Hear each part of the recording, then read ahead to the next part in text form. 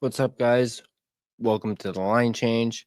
And in this video, we're going to be going over a topic where essentially what we're going to be doing is post Joshua trade, of course.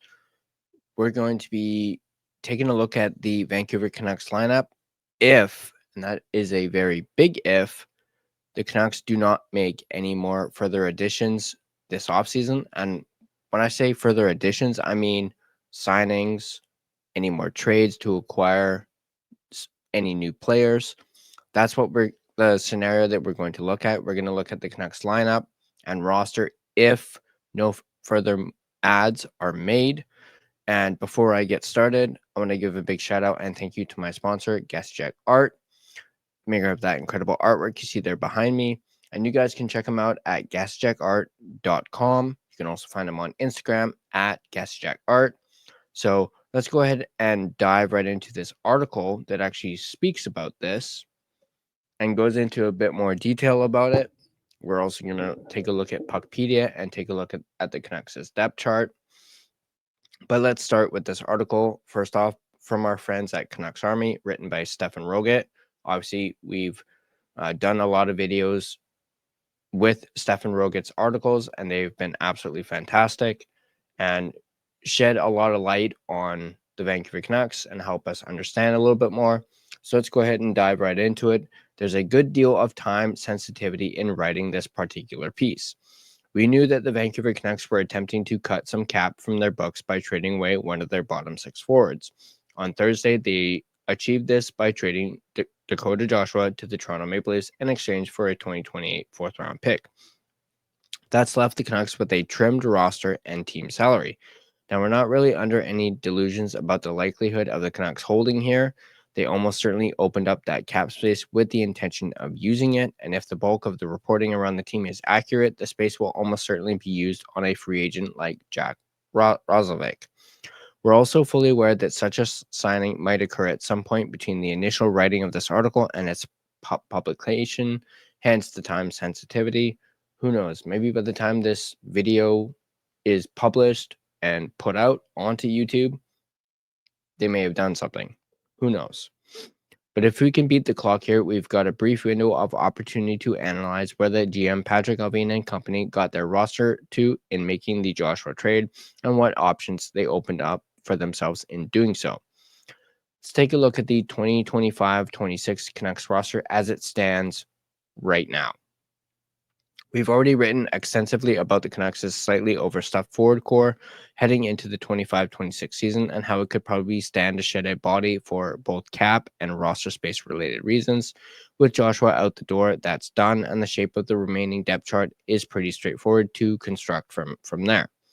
Taking a look at the forwards, DeBrusk at 5.5 million, Pedersen at 11.6, Besser at 7.25, Höglander at 3 million, Hedl at 4.44 million, Kane at 5.13 million, O'Connor at 2.5 million, Bluger at 1.8 million, Garland at 4.95 million, Carlson at 775,000, Ratu at 775,000, and Sherwood at 1.5 million. And then you have Archdeep Baines at 775,000. Looking now on defense, you have Quinn Hughes at 7.85 million, Philip Hronik at 7.25, Marcus Pedersen at 5.5, Tyler Myers at 3 million, Elias Pedersen, DPD at 838,000, Tom Willander at 950,000, Derek Forbort at 2 million, and Victor Mancini at 870,000. Then looking at the goaltenders, you got Thatcher Demko at 5 million, and you have Kevin Lankinen at 4.5 million. That's basically it, right? Sure, some other folks will be in the mix to crack the forward group, including Jonathan Lekaramaki and Max Sasson, but their own waiver exempt status works against them there. Minus Joshua, the Canucks' forward group is set up to accommodate all three of Aatu Ratu, Linus Karlsson, and Archdeep Baines finding a full-time spot. That is, of course, until someone like Roslovic is signed, and then they're right back to competing for limited spots. The blue line will probably look a little different than we've laid out too. Early reports are that the team is expecting Tom Willander to make the cut. but Victor Mancini will be given every opportunity to beat him out for the job. Chances are best that one makes it and one starts in Abbotsford, and then an older defender like Jet Wu or P.O. Joseph takes the 8D press box role. Doing this opens up a little extra cap space, but not much. In any case, besides those few housekeeping changes, what you see above is more or less what the Canucks' roster would be if they held off on any further free agent signings or trades. There's plenty of appeal to the setup too. Most fans didn't really like the idea of one of Ratu, Carlson, or Baines needing to be exposed on waivers and likely lost as a result. In trading Joshua, of all the options, the Canucks have kept Niels Höglander's goal-scoring potential, Teddy Bluger's ability to play center and kill penalties, and that big body presence that Drew O'Connor flashed at times last season. It does leave the top six looking a little threadbare, but that was probably to be expected anyway. What it also leaves the Canucks with is cap space through which they could theoretically improve on said top six, either in the immediate future or at some point in the season. Remember, Patrick Allvin himself even went out and said, it's looking likely that the Canucks may have to address their second line center, like in season, like during the season. They might have to make a trade during the season. So obviously, Canuck fans are going to have to prepare themselves for that.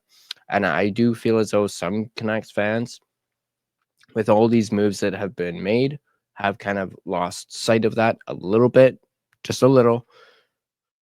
How much cap space have the Canucks achieved with this trade? Obviously, we went over that in our Dakota Joshua trade video. The above roster, as we've laid it out, adds up to a projected cap hit of $93 million. Once OEL and Ilya Mikheyev's $5 million worth of dead cap is added to the total, under the NHL's new $95.5 million cap ceiling for the 25-26 season, that leaves the Canucks with a little over $2.5 million, or no, just a little over $2 million actually, with 2.275 to be exact in projected cap space.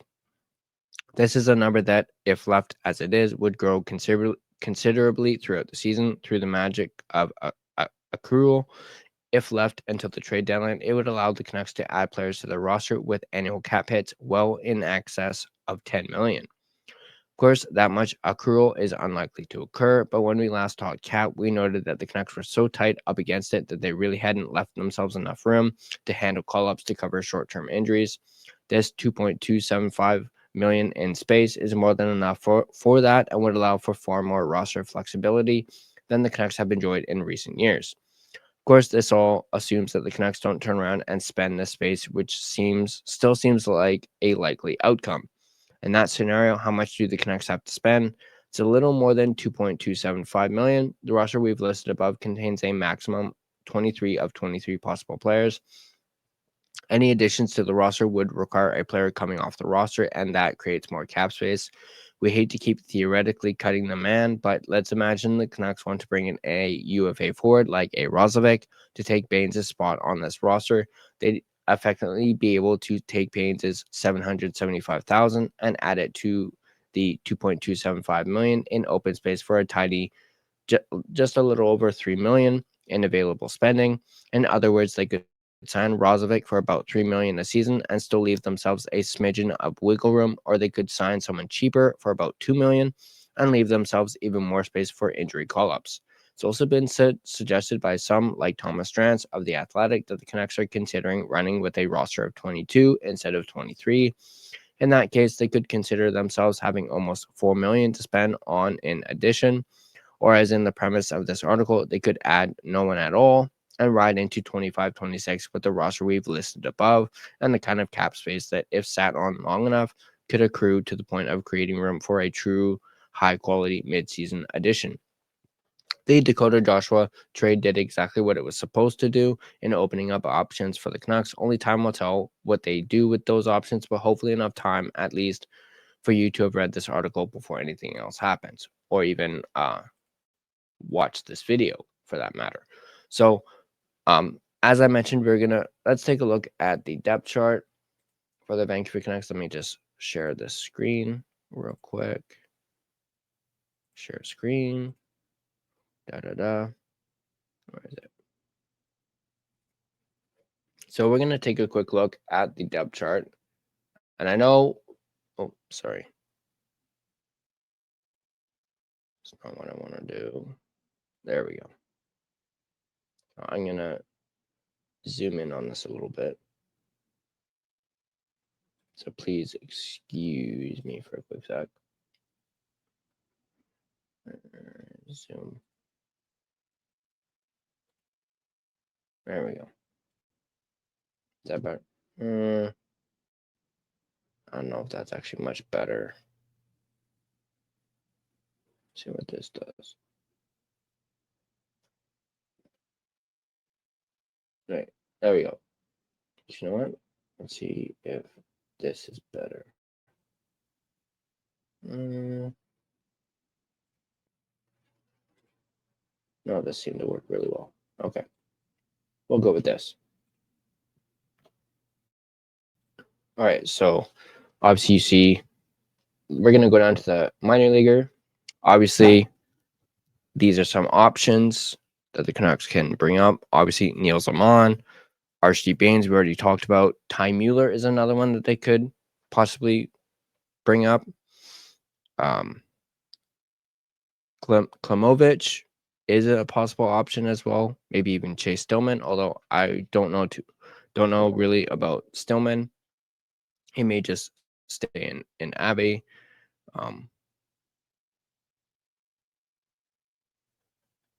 And I think that's pretty much it, at least for minor leaguers anyway. But as I mentioned, this is obviously a possibility at the end of the day that the Canucks may just not do anything with the cap space, at least for the rest of the offseason. They could very well just go with a roster of 22 instead of 23 and accrue cap space during the season and then make a big splash at the trade deadline or perhaps in December or something like that. But let me know in the comment section down below what you guys think about this idea. Do you guys agree with this? Do you guys disagree with this? Let me know in the comment section down below. And as always, if you guys like this video, be sure to hit that like button. And if you want to stay up to date on all your Vancouver Canucks content, be sure to smash that subscribe button and turn on your notifications so you don't miss a single video. You guys can find and interact with us on social media. You can find us on Facebook. Just search The Line Change to find our Facebook page. Find us on Instagram at The Line Change. You can find us on X at Line Change Fan. You can find us on TikTok at the TLC Podcast. You can also find us on Blue Sky at The Line Change. Feel free to give us a follow on all of our social media platforms. If you prefer an audio version of this podcast, you can find us on both Spotify and Apple Podcast. On Spotify, feel free to give us a follow as well as rate and review us. It is, of course, greatly appreciated. But that's going to do it for me in this video. Once again, let me know in the comment section down below what you guys think. And let's go Canucks. Believe in blue. And I'll see you guys in the next video.